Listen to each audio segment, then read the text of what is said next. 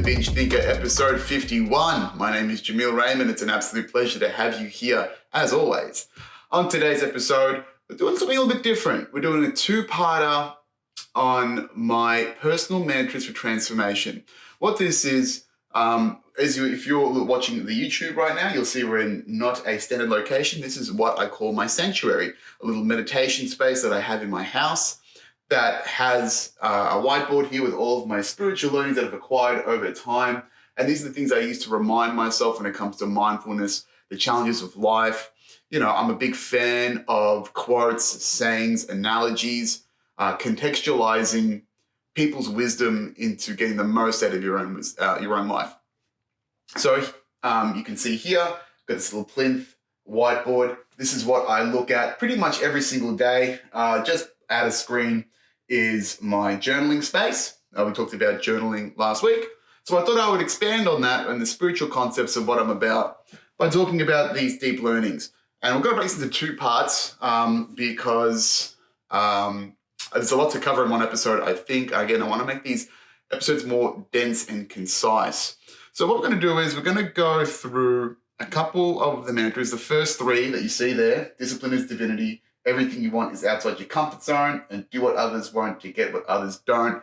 I'm going to talk to you about why they align with me so heavily, and then also give you some context of where I found similar learnings from other people in the big wide world that sort of resonate with what I'm trying to do here.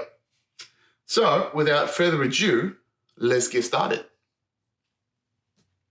So number one, as you can see there, the biggest one by far, discipline is divinity.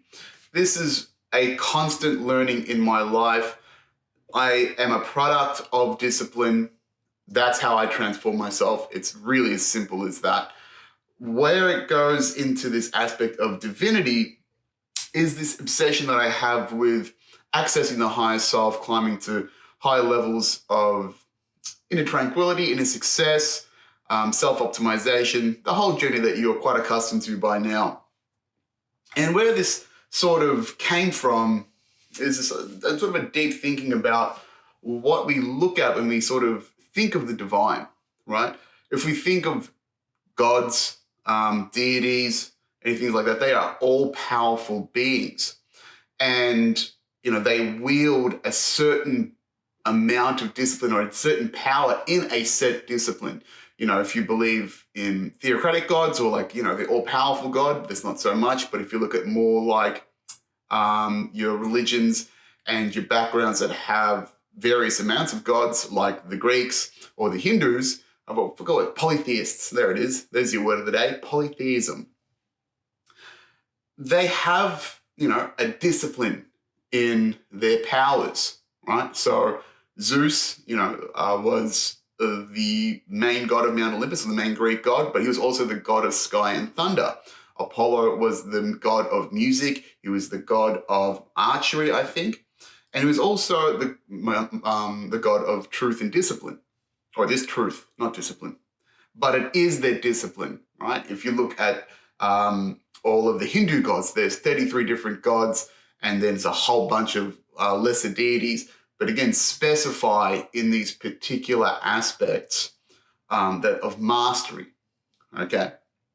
And even if you take a smaller look down at, you know, just not regular people, but the people that we look up to that aren't gods, you know, celebrities and sports stars, they're all masters or are renowned for their own disciplines, whether they be great musicians, great, athletes, great writers.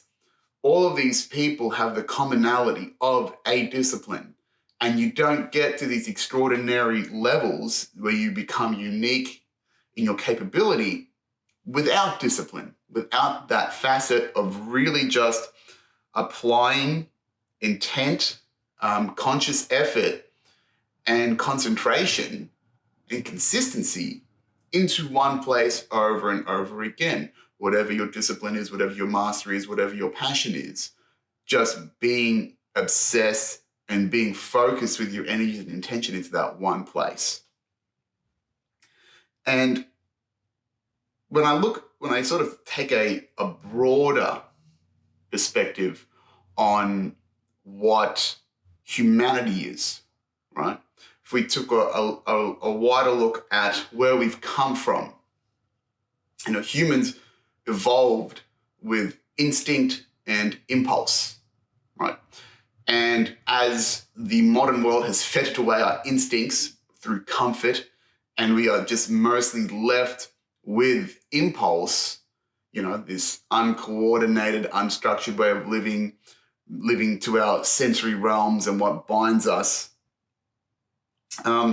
these things do not serve us. And it's one of the first things that you have to learn in the process of self-improvement, in the process of growth, is discipline, is to not react to those impulses that we have, to delay that gratification, to be able to not create expectations of the things that we are working on, to look at the greater good. And in every element of growth in my life, it has had to come from consistent showing up, disciplined action, mentally, physically, spiritually, right? From the daily routines of exercise and diet, to the journaling, to the gratitude practice.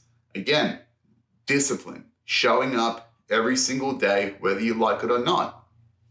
And as you take these things to the further level, your ability and your what the planet and the universe requires from you to be disciplined to get to those next levels just keeps compounding and compounding from there. And this is an infinite game of getting better, and it's an infinite game of discipline that you can play, because you can apply it to every single facet that you're improving your life in as well. Now, where I've found similarities to this concept, quite recently, Ryan Holiday, a fantastic author of a book called Discipline is Destiny. You might know Ryan Holiday as the Daily Stoic on social media, who writes fantastic books and articles and excerpts about Stoicism. He wrote a book, Discipline is Destiny. And what that book focuses on is the Stoic virtue of temperance, right? Is about being disciplined with the self and not succumbing to excess, right? Living a life of balance and temperance. It's in the word itself, right? But, in this book, Ryan uses examples which, some are classical examples, like Marcus Aurelius being disciplined with his thoughts and his people and the way that he governed, to even more recent examples like Queen Elizabeth, R.I.P. But in his adaptation, which I really agree with, Ryan says that discipline is, what did he say? Discipline is predictive. You cannot win without it.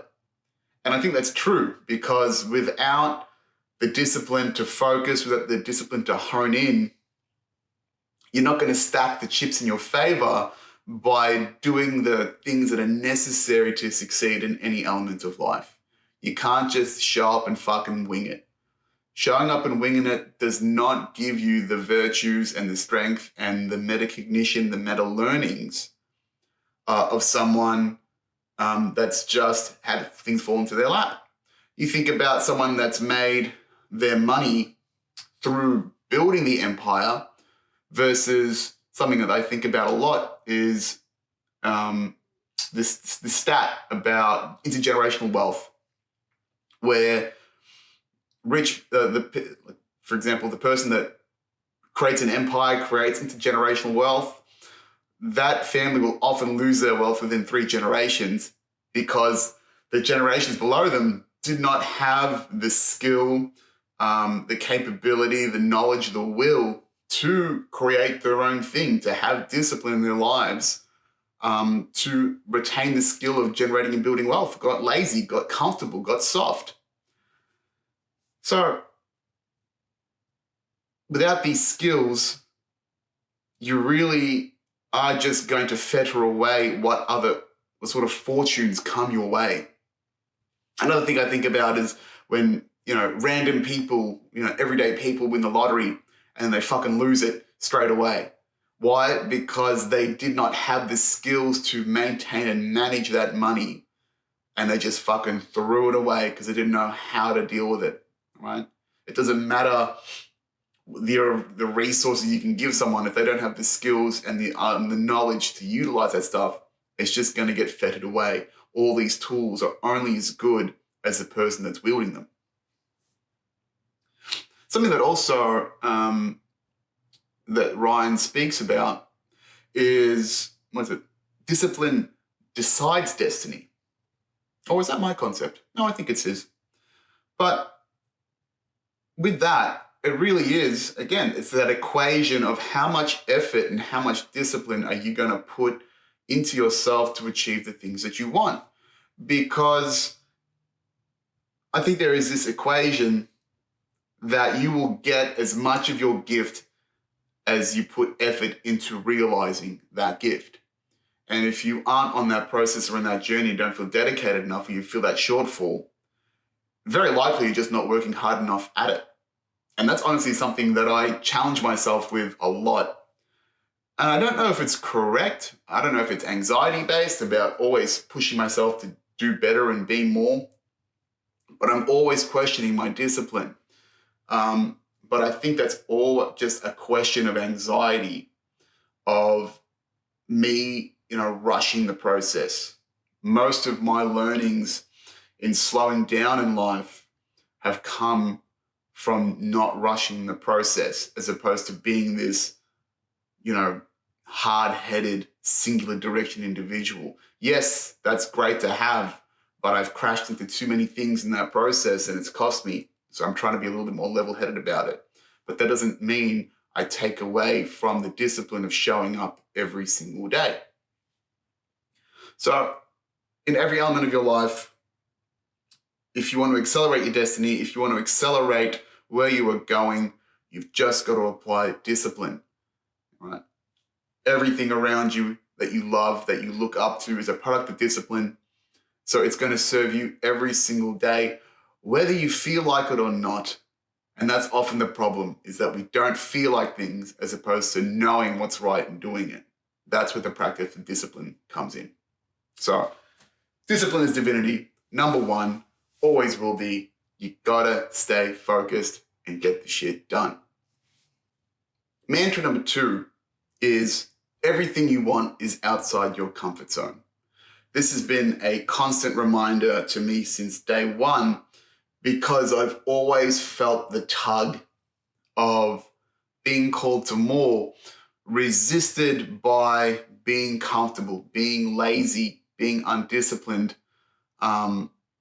being sheltered and sort of holding on to what I know about myself.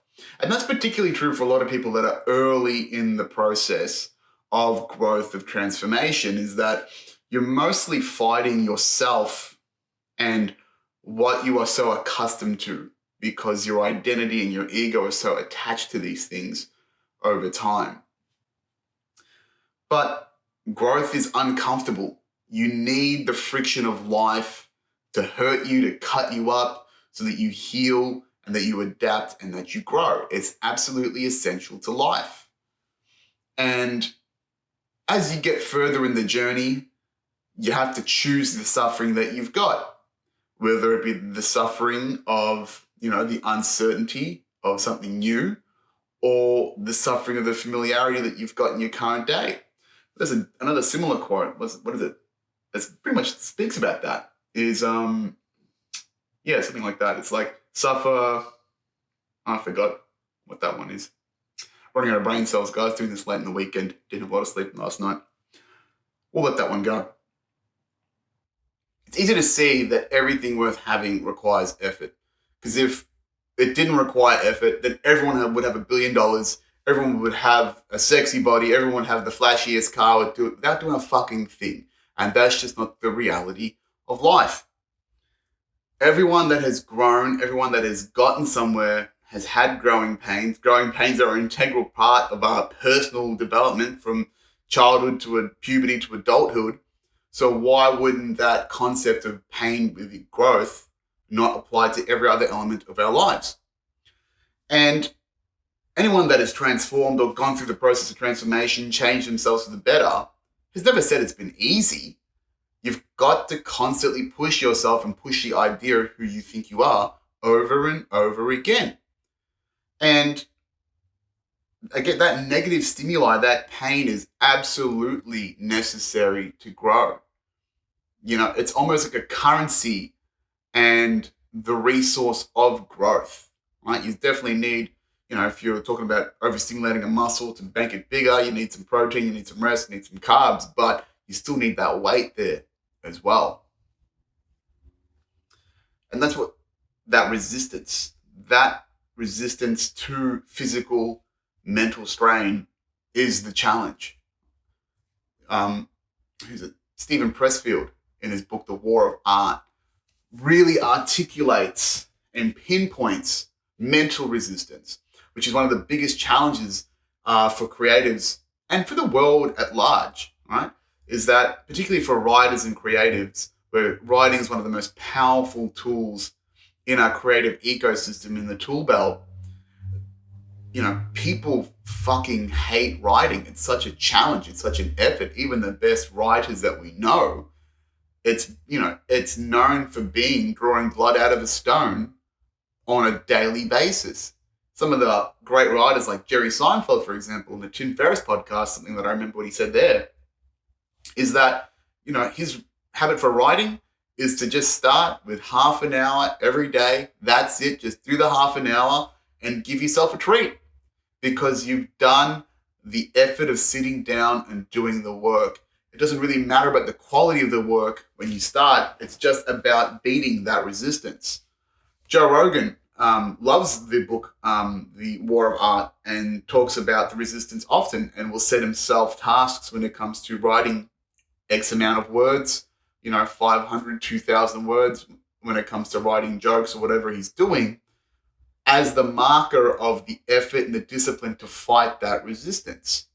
So we've talked about physical resistance, i.e. going to the gym, growing muscles, getting stronger. And we've talked about creative resistance, which is that force that distracts us away from the tasks that are at hand, whether it be, notifications on your phone, just being distracted with micro tasks before you do the serious thing you need to do. And there is just general mental resistance, which is challenging the mind and the perspective of what it's capable of over and over again.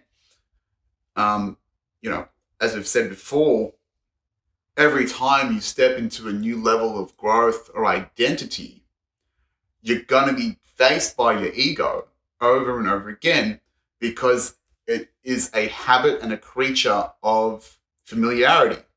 And to grow, to get uncomfortable, you have to put your psyche into that negative resistance space of growth, of uncomfortableness, so we can adapt to it and expand and grow from there. But as the ego doesn't want you to go into those dangerous and unfamiliar territories, it'll cast those aspersions. It'll give you the reasons why you shouldn't. And that's what you need to fight every day. And it's not just you, it's everyone, right? That's what the ego's other fantastic function, for better or for worse, it's very good at it, is isolation, is making you think that your problems are your own and nobody else will understand you.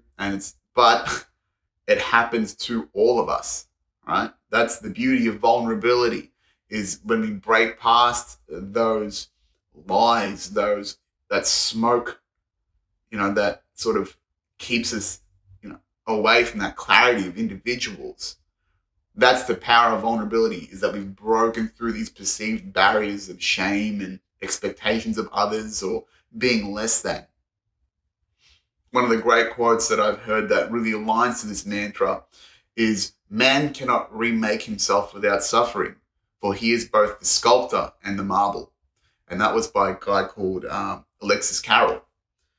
And why that really aligns to me is that, again, there's that discomfort that you need to face, right? When you self-improve and you transform, it's a constant reformation of who you are, what you believe, what your actions are, who you perceive yourself to be.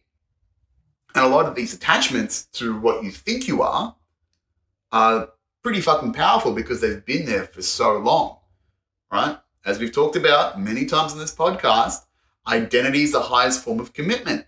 So when you have to disidentify yourself and hurt your ego in this perception of what it thinks it is, it's going to cause some mental anguish and some mental damage.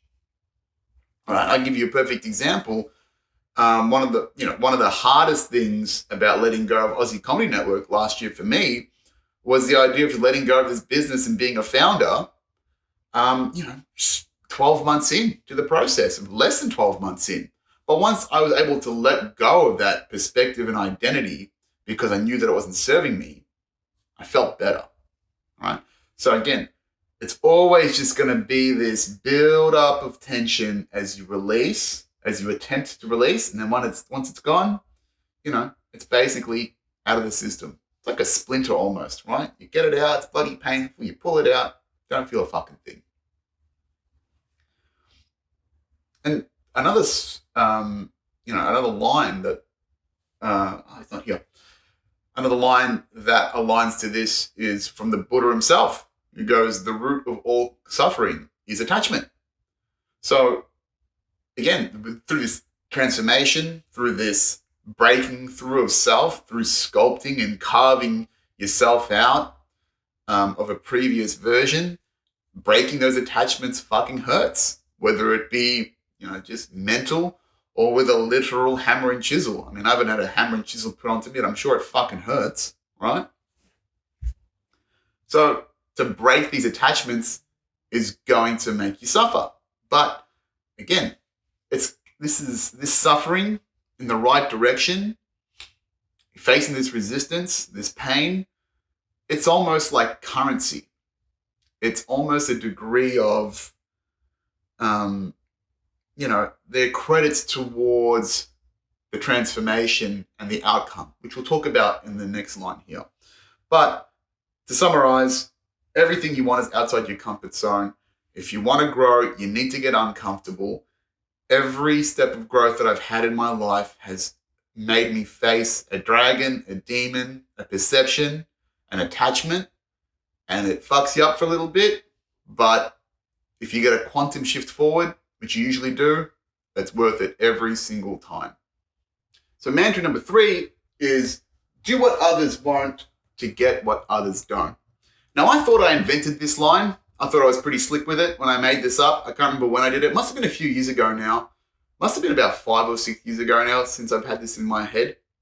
Then I found out, I did a quick Google search. Apparently, Henry Rollins said something very fucking similar.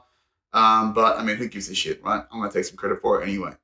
But how this came about and sort of stuck as this constant learning is that I've already lived, prior to this transformation, a life as a bit of an outlier.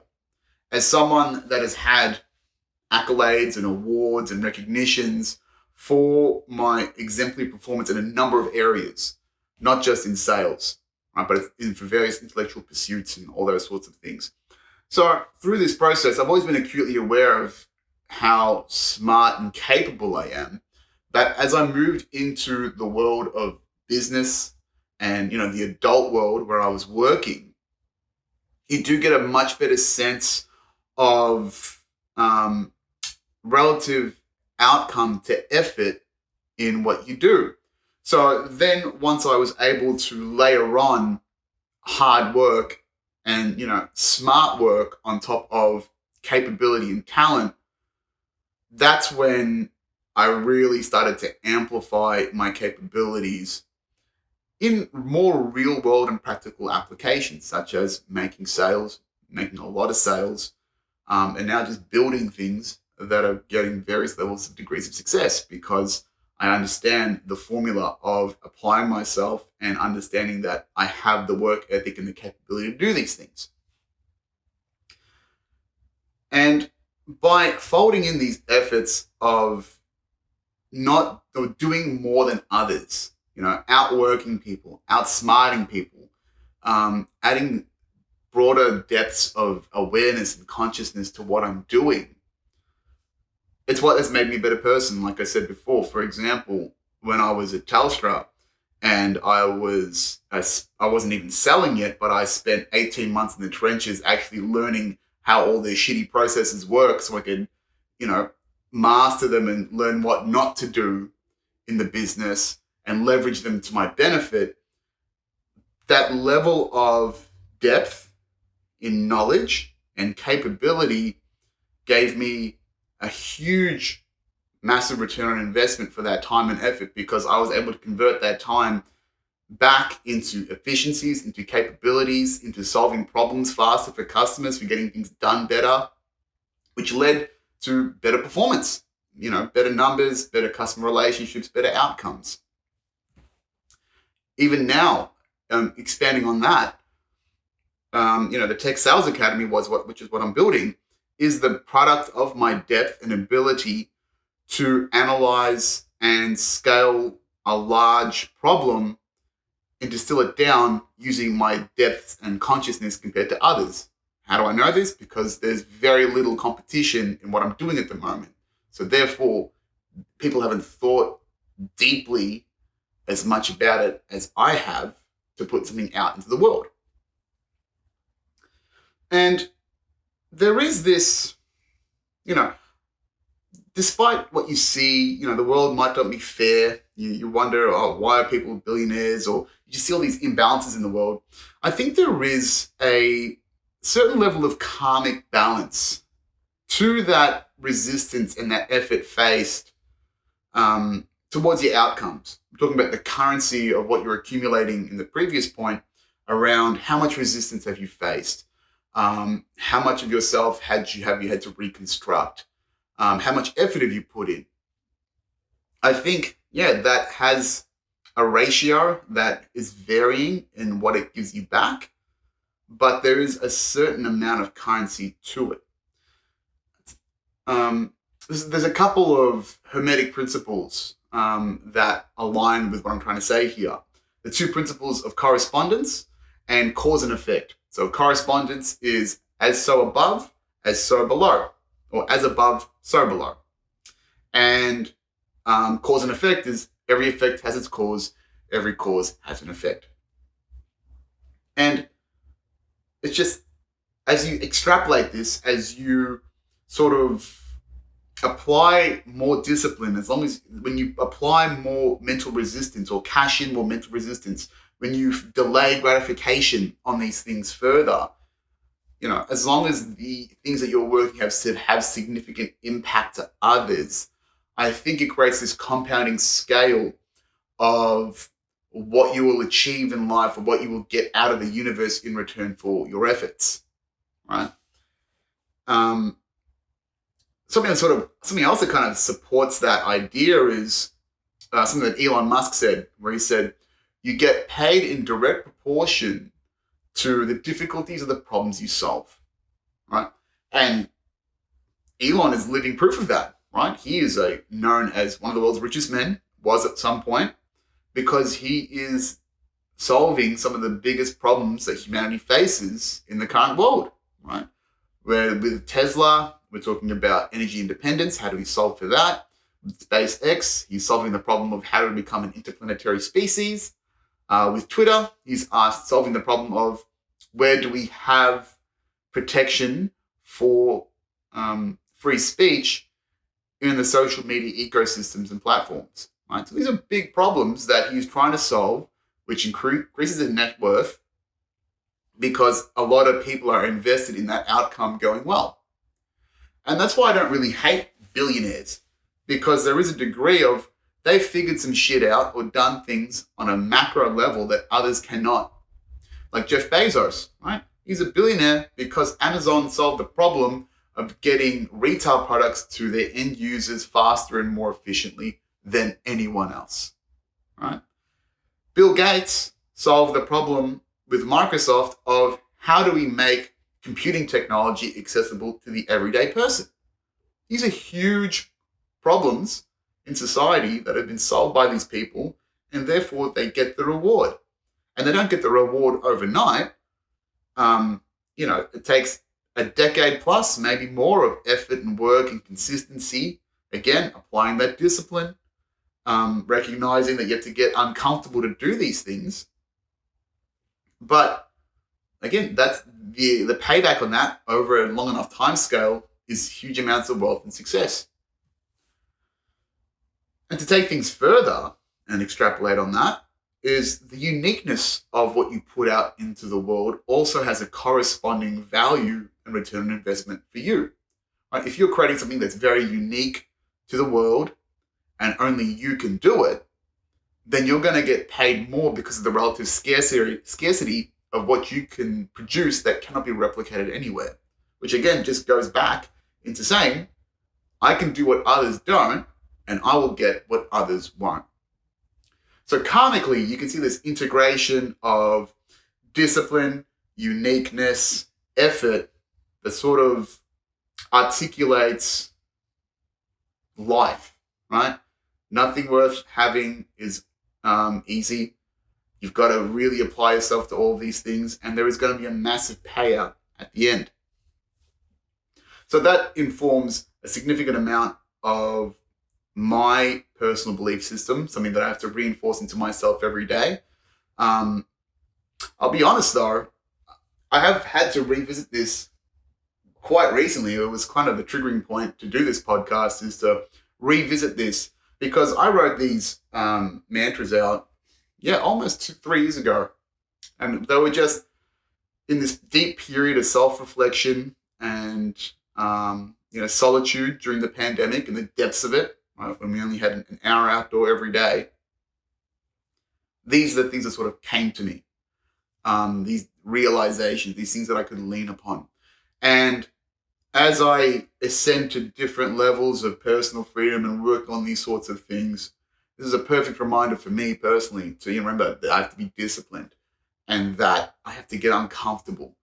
And then that there's something that will pay out for this, and there'll be a reward for this that will be beyond my comprehension if I work on a long enough time scale to delay the gratification of what I perceive to be success. And it's particularly useful now as I build this new project with the Tech Sales Academy to go be patient, be disciplined, stay uncomfortable, and it'll keep paying off.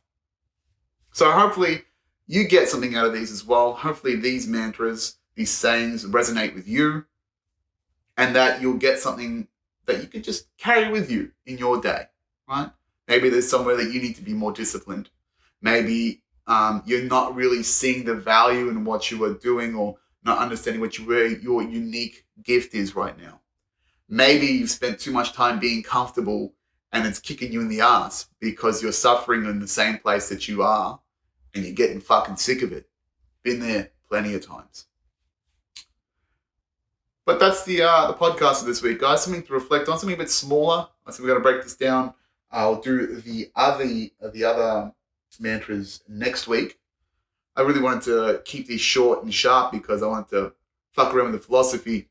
Also, I can't be fucked doing a podcast next week because it's Mother's Day and I'll have to be out with my parents.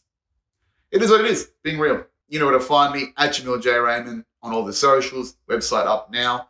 Give us a like, subscribe if you're on the YouTubes or the Twitters or the podcast. I don't know if you could subscribe to podcasts. Yeah, of course you can. You follow them. You know what to do. Again, the mailing list competition is on this week. This is your last week to sign up for the mailing list. Just go to @jameeljrehman on my website or Linktree or any of my socials. You'll find me there. Sign up for the mailing list and you get a chance to win 1 Year of Waking Up by Sam Harris, worth like $180. Fantastic value. And then you're going to get some sweet tips from me about how to transform your life.